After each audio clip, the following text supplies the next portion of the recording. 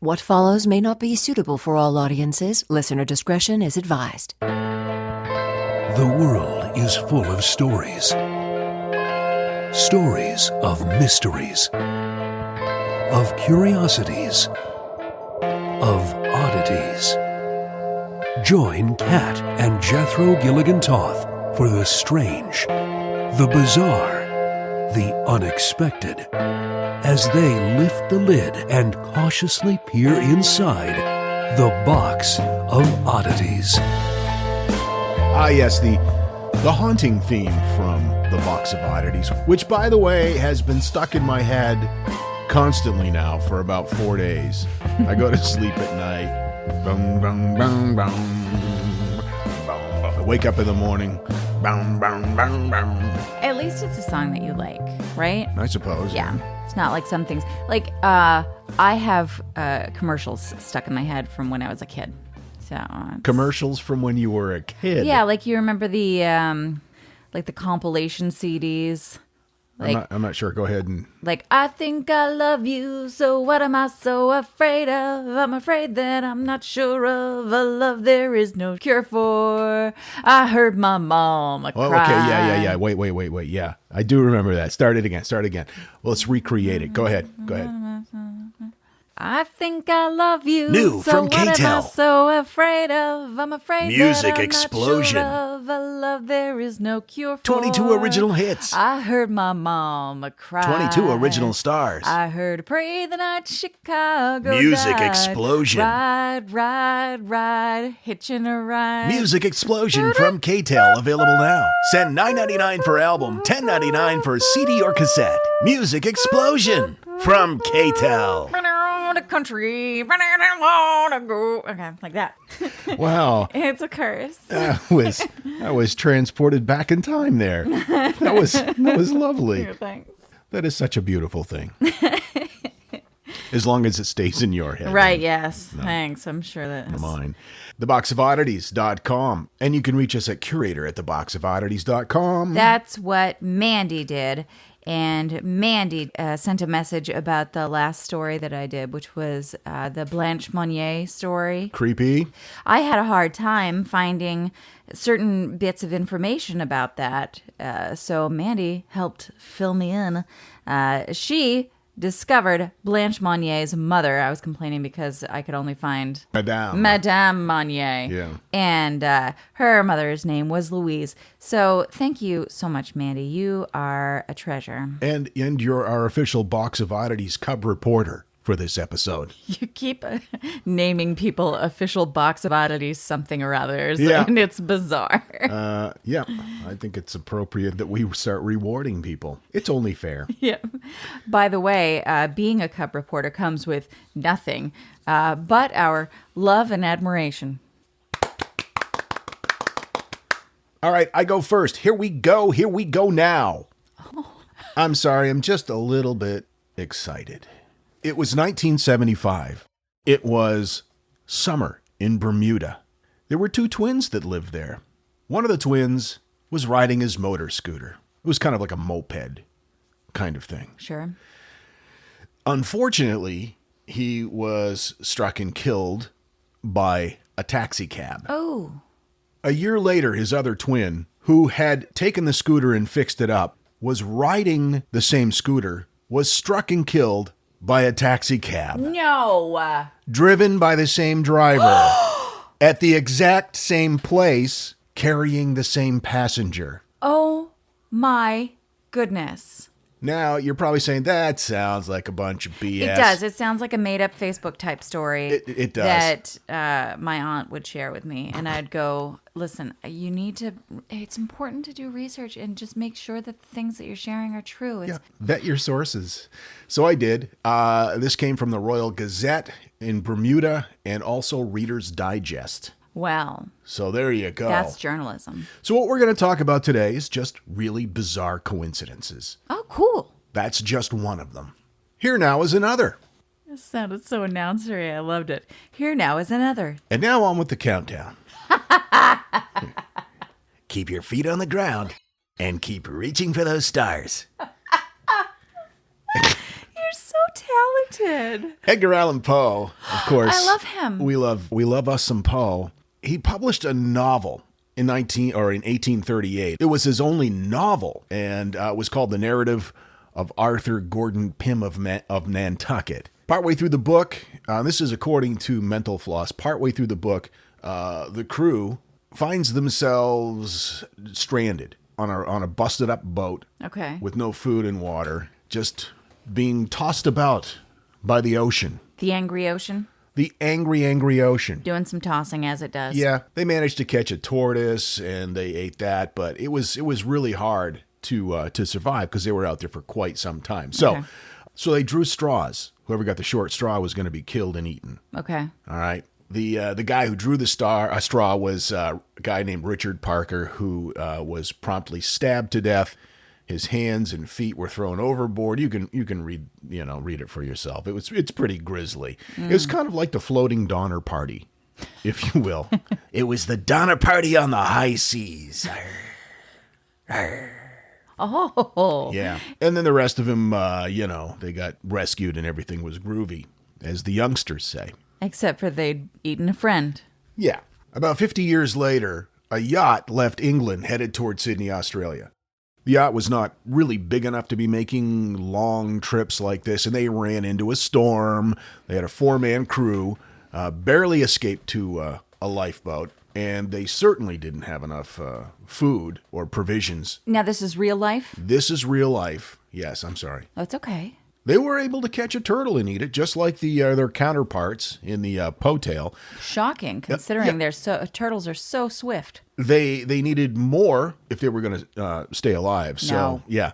So what happened was No. one of their crew members fell overboard and then made the mistake of drinking seawater in an attempt to quench his thirst. You can't do that. That'll kill you. So we started going downhill fast, and the surviving members of the crew decided that when he died, they should eat him. They had considered drawing straws, but they figured since this guy was already kind of on the way out. He was on his way out. Right. So they waited around for a little while, and he hung in there. And then they started worrying that, he was going to get diseased. So they just, hurried the process along, shall we say. Yeah. They stabbed him in the neck with like a penknife, and then the 3 men devoured him. They were rescued a few days later. The guy's name they ate? No. Richard Parker. Nuh-uh. Yes, sir. That is a dark story for a novel and also for real life. Like, there's some long-term scarring that's going to go on there. Also, not shocked that Poe novel didn't do well. Yeah. Kind of rough. Yeah, he actually, when asked about it in later years, Poe said it was a silly story. That's what he called it. That's silly. The whole devouring human flesh thing. It's just one of those. It's silly. You know. Do you know who Tamerlane is? Tamerlane was a merciless Central Asian warlord.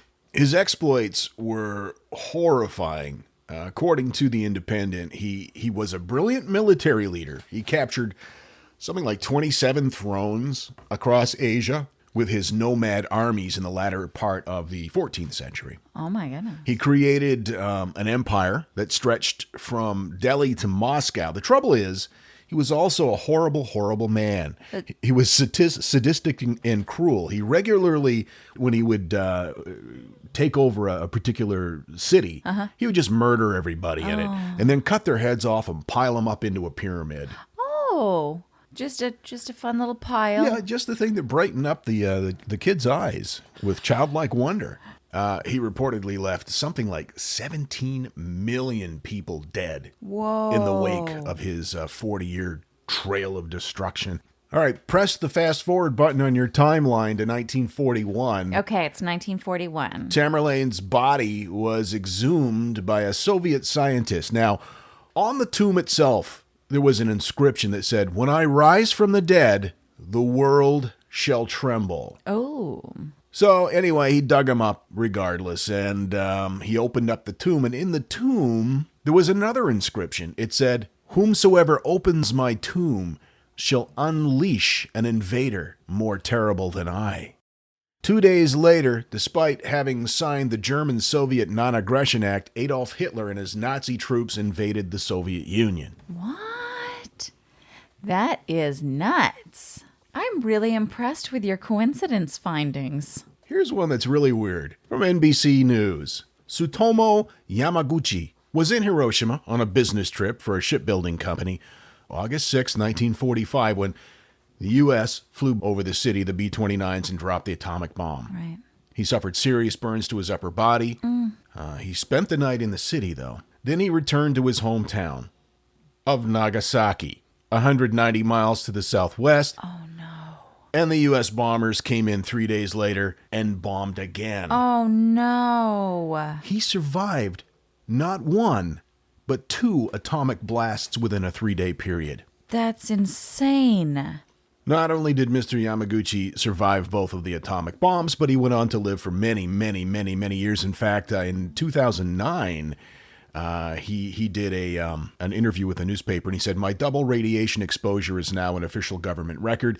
It can tell the younger generation the horrifying history of the atomic bombings even after I die." Well, that's a very optimistic and wonderful way of looking at having been bombed. He spent the last years of his life touring, giving lectures, and talking about how he hoped such weapons would be abolished. I hope so too, bud. Indeed. Now I'm going to end with this one. The Abraham Lincoln, John F. Kennedy coincidences. Oh my God. I'm obsessed with this. All right, here we go. This is the list. I'm just going to ramble through these quickly. Do it. This is you can find this anywhere online, but I'm citing Wikipedia. Try to ignore me freaking out over here because this is amazing. Both presidents were elected to the House of Representatives in 46. Lincoln, of course, 1846. Kennedy, 1946. Both presidents were non-Masons, and both successors were Masons, which was a big controversial thing. People saying, "Oh, the Masons, the Illuminati, the New World Order." Right. Both were losing candidates for their party's vice presidential nomination in the year 56. Both presidents were elected to the presidency in 60. Both died after being shot in the head. Both of their vice presidents and successors were Southern Democrats named Johnson, Andrew Johnson and Lyndon B. Johnson. Both were born in 08. Both presidents were concerned with issues affecting black Americans and made their views strongly known in 63. Of course, Lincoln with the Emancipation Proclamation and Kennedy with the Civil Rights Address. Both presidents and their successors conferred with a nationally known black leader about civil rights. Lincoln and Andrew Johnson conferred with Frederick Douglass, of course, and both Kennedy and Lyndon Johnson conferred with Dr. Martin Luther King, Jr. Lincoln was a captain on a riverboat. Kennedy was a captain on a PT-09 in World War II. There's so much. Both presidents were shot in the head on a Friday, seated beside their wives. Both Fridays preceded a major holiday observed within the week. Both presidents were accompanied by another couple when it happened. The male companion of the other couple was wounded by the assassin. Both presidents fathered 4 children and had a son die during pregnancy. Both presidents only had one child survive into the next century. Both presidents' wives died in their 60s after an untimely decline in health. Lincoln was shot by John Wilkes Booth at Ford Theater. Kennedy was shot by Lee Harvey Oswald in a Lincoln automobile made by Ford. Both presidents' last names have 7 letters. Both assassins' full names have 15 letters. Both assassins committed their crime in the building where they were employed. After shooting Lincoln, Booth ran from a theater to a warehouse. After shooting Kennedy, Oswald ran from a warehouse to a theater. Both assassins died in the same month as their victim in a state adjacent to the state of their birth. Both assassins were Southern white males born in the late 30s. Both assassins were killed before being tried by men who were reared in the North, changed their names as adults, and were bachelors. Okay, Doesn't make any sense. That's just weird. Both assassins suffered injuries during the escape. Both assassins fled using modes of transportation they did not own. Booth rented a horse. Oswald rode a bus. Both presidents had bodyguards named William. William H. Cook told Lincoln not to go to the theater. William Greer drove JFK to the assassination point. Both bodyguards named William died within 48 hours of being aged 75 years. Wow. Lincoln sat in box number 7 at Ford's Theater. Kennedy sat in car number 7 in the motorcade. What does it mean? The doctors who primarily attended to each president were both named Charles. Dr. Charles Leal treated Lincoln. Dr. Charles Crenshaw treated Kennedy. Each president died in a place with the initials PH. Lincoln died in the Peterson House, Kennedy in Parkland Hospital. President Kennedy had a secretary named Mrs. Lincoln. President Lincoln had a secretary named Kennedy. Nuh-uh. Well, that is the one thing that I just said that's not verifiable. Everything else is true. They have not been able to verify that Lincoln had a secretary named Kennedy. So many of the other things are true. I believe it. And finally, both assassins were shot and killed by one bullet fired out of a Colt revolver. One fatal shot. That's insane. It's so much. And like we talked about in a previous episode, when you're looking for things, I'm sure it's easier to find them. But that's a lot. I skipped 50%. Yeah. Of them. I mean, there was so much that, Right. and quite honestly, a lot of it's like, okay, well, they were both elected in the year 60. There's an election every 4 years. So, Right. But a lot of it is just really, really fascinating. I have no idea what it all means, but who cares if it means anything? It's just fun. I keep thinking like, okay, so what could maybe they're into the portals in the time.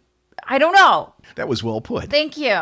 This is the Box of Oddities. Your mileage may vary. All right, let's do the thing in the middle. This is a fun one that you found, and I'm a little curious about how you might have come across it. Bizarre niche dating sites. Is it niche or niche? Niche or niche. Niche or niche. Niche. You can say Niche sounds like a delicious pastry. niche sounds like the daughter of a brother who has a lisp. That's a stretch. Yeah, it's rough. Anyway, strange and interesting niche or niche dating sites, if you will. Number 5, Dead Meat is a dating site for grave diggers, morticians, funeral directors, forensic investigators, and autopsy specialists. Anyone who works with death. Yes, nice. even taxidermists. It's a beautiful thing. It was started by mortician Carla Valentine, which is a great name for a mortician. Absolutely. And a person who works for a dating site. Taxidermy. It's love that lasts forever. Clown dating. Everybody loves a clown. Let a clown love you. It's genuinely the site's motto. Your date pulls up to the driveway. He opens the car door, trips over his big shoes, and decides to just notify you he's there by honking his bulb horn. Meet an inmate. Everyone knows the best thing about long-distance relationships is getting to write letters that a government official will probably open and censor. All right, I have some genuine things to say about this. Probably it should be saved for a later episode, but Okay. it's not. Love yourselves. That's all I'm saying. It's just stop that. Number 2, Brony Mate. Brony Mate brings together bronies and Pegasisters in the hopes that they might find bond over their shared passion of My Little Pony. I watched a documentary on that, and those people are passionate, and I'm not going to be critical of them at all because everyone's welcome here. Well, the thing about bronies in general that I wonder is how come My Little Pony and not Care Bears or Strawberry Shortcake? Like, where is the Strawberry Shortcake lovers dating site? Well, that's an excellent point. The thing that I picked up from the documentary that I watched about bronies is the feeling of acceptance and friendship and the lessons that are taught within the stories of My Little Pony. Shortcake has lessons. Give her a chance. And the number 1 weird, somewhat bizarre dating site, Diaper Mates. Yeah, it's a dating site for adults who like to wear diapers. Like astronauts? Sure. All right, well, whatever floats your boat. I ain't here to judge. It's a dating site for those whose Hearts and diapers are both full. Yeah. I knew exactly where you were going with that. Get out of my head. The Box of Oddities with Kat and Jethro Gilligan Toth. theboxofoddities.com. You can find the link to all of our merch there. And we just rolled out the Freak Flag line, which is pretty exciting. I really do love it. So if you're so inclined, check it out. Girl, I've been watching you. Oh, nice little Gregory Abbott, circa 1986. Okay. What do you got for me? My shirt smells. Okay. Woo! That's a very Cher moment that we just had there. The scene's sound direction says, man gets bit by an alligator and he screams. The film's producer called in a voice actor, and so was born the Wilhelm scream. You were telling me about this about a year or so ago. All right, refresh my memory. Okay, so the Wilhelm scream, I actually was just talking about this with my nephew and his wife, Jake and Jess, and they were unfamiliar with it, and I was like, ah! So this is a great opportunity to revisit the Wilhelm scream. So the Wilhelm scream is a stock sound effect of a man screaming. That has been used in over 382 movies. You've heard it and you don't even know it.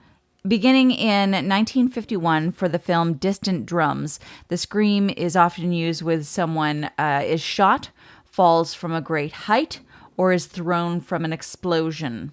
Though there's no conclusive proof of who recorded the scream, several people contend that it was most likely the work of a musician named Sheb Woolley, who is best known for Purple People Eater, and he had other songs from like novelty songs. Shut up, Queen.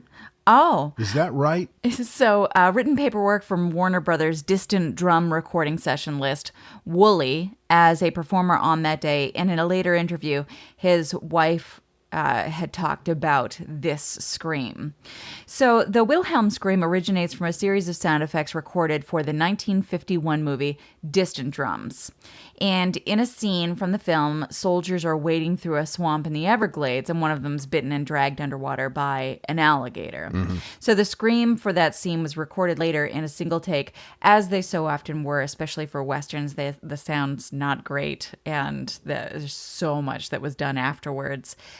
So there were 5 screams recorded, which was labeled "Man Getting Bit by an Alligator and He Screamed." The 5th scream was used for the soldier in the alligator scene, but the 4th, 5th, and 6th screams recorded in that session were also used earlier in that film. So the sound effect was pulled from the Hollywood sound effect library every once in a while, but because it was used so sparingly, no one noticed, as is the case with thousands of sound effects. Sure. The major breakout, though, in popular culture came from motion picture sound designer Ben Burtt, who discovered the original recording, which he found as a studio reel labeled "Man Being Eaten by an Alligator," and incorporated it into a scene in Star Wars, in which Luke Skywalker shoots a stormtrooper off of a ledge, with the effect being used as the stormtrooper is falling. Hit it!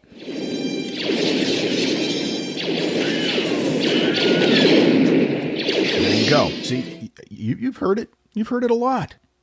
Burt is credited with naming the scream after Private Wilhelm. And over the next decade, he began incorporating the effect into other films on which he worked, including most projects involving George Lucas or Steven Spielberg. So this is something that he did kind of to amuse himself? In the early parts, I don't know. Huh. It's a pretty recognizable scream, sure. And in the early bits, not sure, but later, definitely. It was used in like all the Star Wars films, as well as the Indiana Jones movies. Other sound designers picked up on the effect and inclusion of the sound in films because it became like a tradition among sound people, which I love that there's like a little community of sure. people who do sound, and like any sort of weird side business in entertainment, it's like, oh, we're a club and actors suck.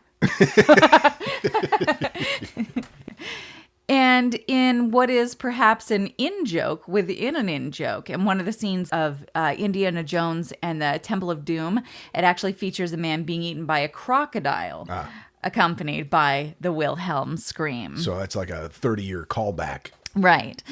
Wilhelm screams gradual ascension in popularity began, of course, the 1951. It ramped up a little till the 80s, and then it exploded and was used everywhere. The effect seemed to have hit its stride between the year 2000 and 2010 before petering back off into relative disuse.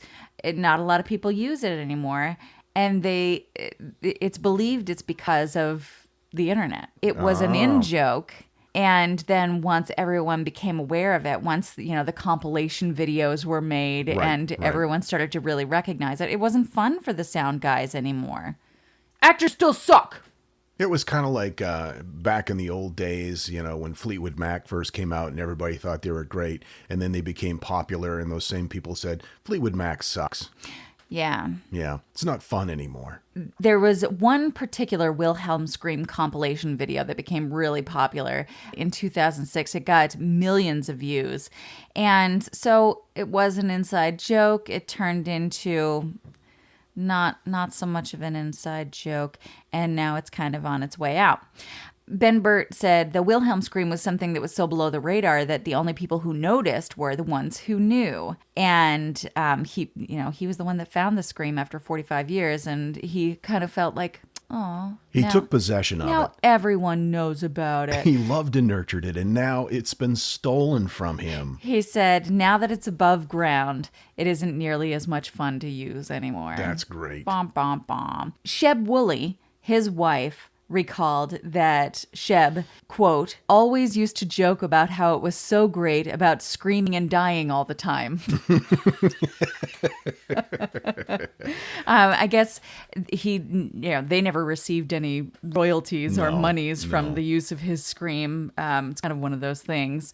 But apparently he found some joy in that for sure. That's great. Which I love. Yeah. To give you an idea, Wilhelm Scream, 1951, distant drums. We talked about that. Alligator, pulled under. Brr. And then it was used in 52 in a movie called Springfield Rifle. And then in 53 at the charge at Feather River. And that's the one where the character Wilhelm is shot. Wilhelm! Yeah, I'll just fill my pipe.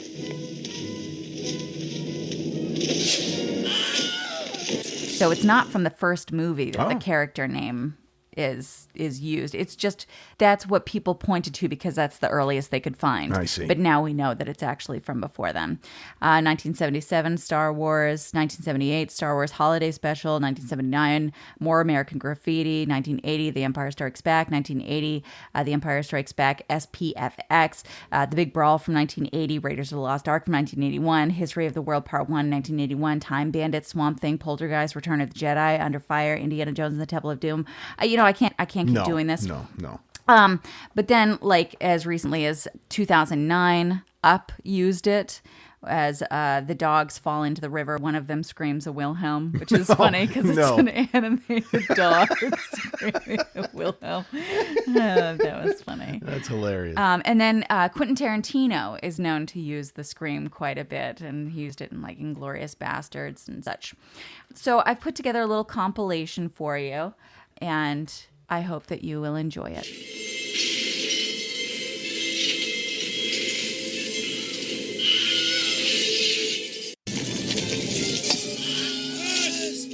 Buzz! You guys gotta try this thing.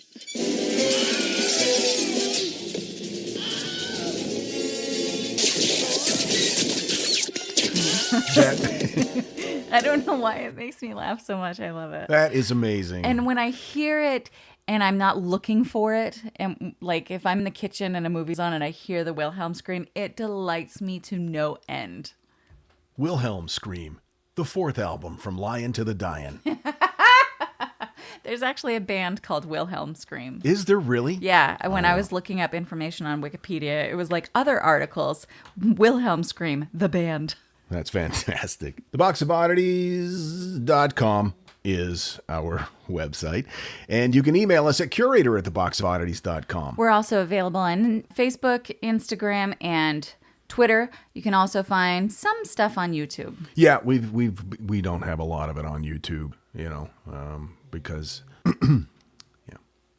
I figured if I said that we were on YouTube, you'd have to get to uploading. yeah, I'm a little behind on the YouTube. Yeah, sorry about that. That's fine. All right.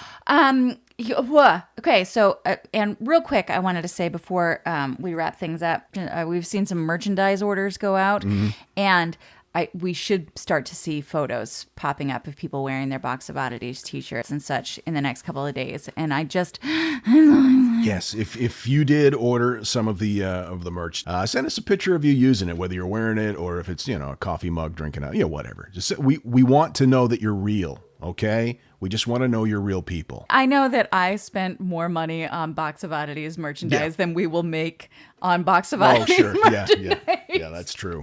So That's true. Yeah, It's just it's not really a money-making venture. I was so excited that we could do throw pillows. I ordered like 9. Yeah, we have our Christmas shopping done, which is nice.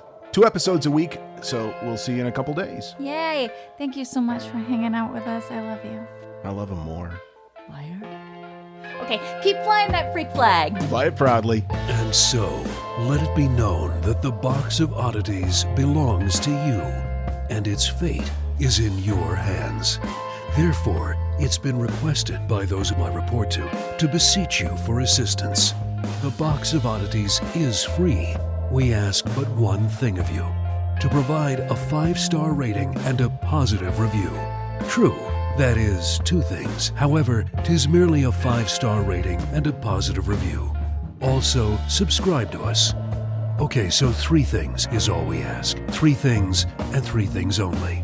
Henceforth, the Box of Oddities commits to the telling of stories. Stories of the strange, the bizarre, the unexpected. We wish to offer our deeply felt gratitude and appreciation for your patronage. TheBoxOfOddities.com. On Facebook at facebook.com/BoxOfOdditiesPodcast. On Twitter at Box of Oddities. And Instagram at Box of Oddities Podcast. Copyright 2018. All rights reserved. Will help. Yeah, I'll just fill my pipe.